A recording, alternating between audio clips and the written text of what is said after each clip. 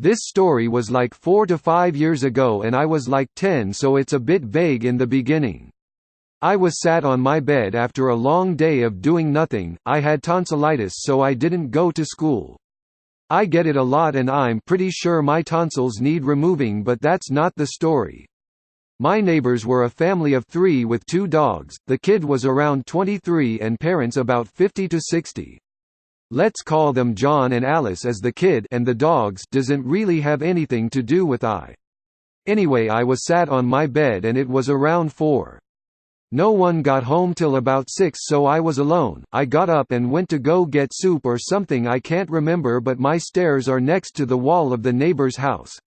I was walking down when I heard a massive bang that was like a big container hit the floor, like when you can hear the hollow sound, and I obviously was a little scared, but I just thought it was something at the school I lived near, don't know why.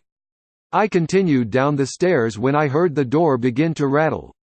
I was obviously a bit shook at this point and crouched behind the door, the cloak room, front door room thing.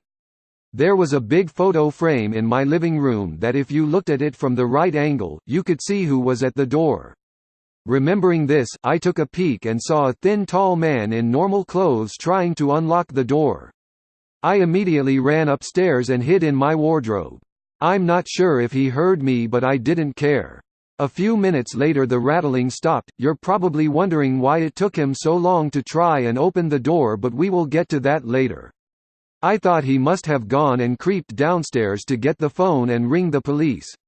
As I got to the top step, I heard banging on the door and a glass shatter.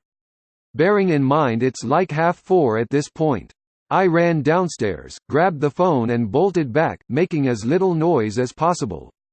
I rang the police, but halfway through the call I realized that he's gone.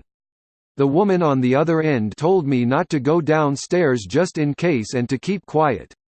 When the police get here it was around 5. My mother was home now because I rang her when the police arrived and it was safe to go back inside.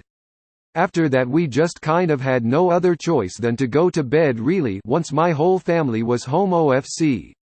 This is what happened. So the police told us John and Alice had basically saw my mother leave at lunch chicken to check on me and put a key under the bin for my brother, but my mother forgot to lock it, so I locked it from the inside and left the key in the door, so when John tried to unlock it he couldn't.